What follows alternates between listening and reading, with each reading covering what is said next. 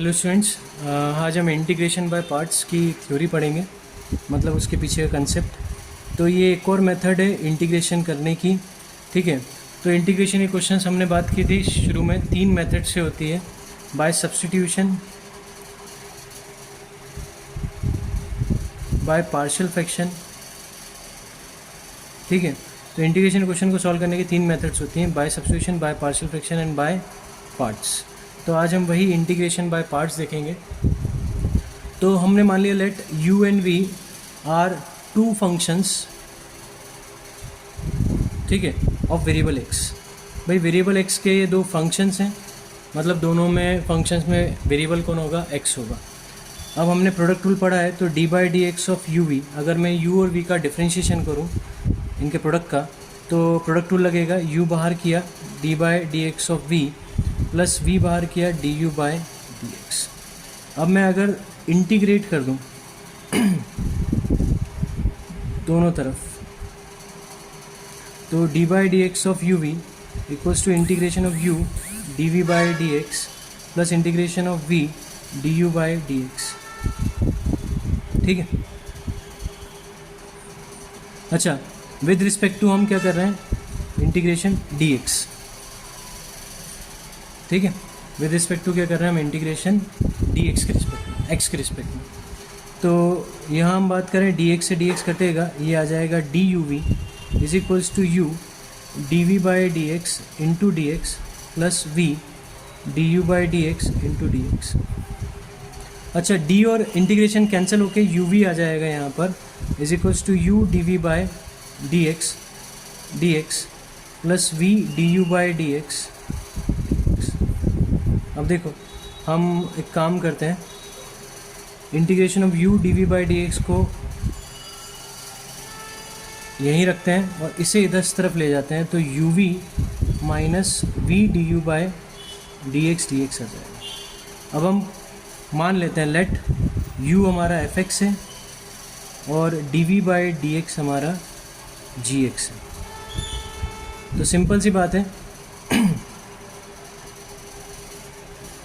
D v is equals to g x d x होगा, और अगर मैं दोनों तरफ इंटीग्रेट करूं तो integration of d v equals to g x d x, मतलब डी वी का v हो जाएगा, तो v कितना होगा, integration of g x d x.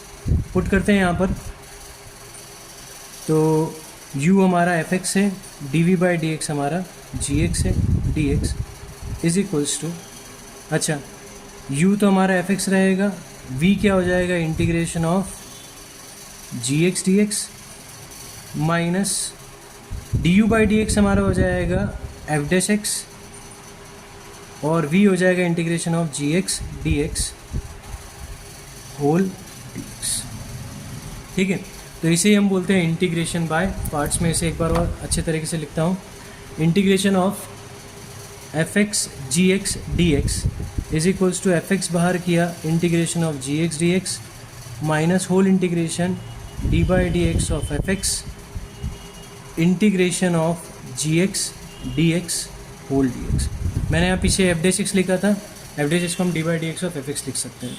अच्छा, अगर मैं इसे फर्स्ट फंक्शन मानूँ, इसे सेकंड मानूँ, तो एफ एक्स हमारा हो जाएगा फर्स्ट फंक्शन, तो first function integration of second minus whole integration d by d x of first integration of second d x whole d x. अब किसे फर्स्ट लेना है, किसे सेकंड लेना है, वो आइलेट रूल से हम डिसाइड कर सकते हैं। I stands for inverse trigonometry, L stands for logarithmic, A stands for algebraic, T stands for trigonometric and E stands for exponential. तो इससे हम डिसाइड कर सकते हैं कि भाई हमें किसे फर्स्ट लेना है और किसे सेकंड फंक्शन लेना है। जैसे हम नीचे जाएंगे, सेकंड फंक्शन की प्रायोरिटी बढ़ेगी, इंक्रीज हो, मतलब एक्सपोनेंशियल को हमेशा सेकंड ही लेना है, कोई भी उसके साथ फंक्शन हो। ट्रिग्नोमेट्रिक अगर फंक्शन है तो एल्जेब्रिक को फर्स्ट और ट्रिग्नोमेट्रिक को सेकंड लेना है। अगर एल्जेब्रिक के साथ लॉगरिथमिक या इन्वर्स ट्रिगो है तो इन्वर्स ट्रिगो लॉगरिथमिक को फर्स्ट और एल्जेब्रिक को सेकंड। लॉगरिथमिक के साथ नीचे कोई है तो नीचे वालों को सेकंड, लॉगरिथमिक को फर्स्ट, और आई इन्वर्स ट्रिग्नोमेट्री का लॉगरिथमिक के साथ है तो उसे सेकंड लेना है, इन्वर्स को फर्स्ट लेना है। इन्वर्स हमेशा क्या होगा, फर्स्ट होगा। इन्वर्स हमेशा फर्स्ट, एक्सपोनेंशियल हमेशा सेकंड। क्लियर। अब एक और थ्योरम पढ़ते हैं, e to power x f x plus f dash x d x. अगर हमें कुछ इस तरह से क्वेश्चन दिया हुआ है तो इसका डायरेक्ट आंसर होता है integration e to power x f x plus c. इसका डायरेक्ट इंटीग्रेशन होता है e to power x f x plus c. कैसे हम बात करते हैं, तो इस e to power x f x plus f dash x को लिख सकते हैं e to power x f x plus e to power x f dash x d x.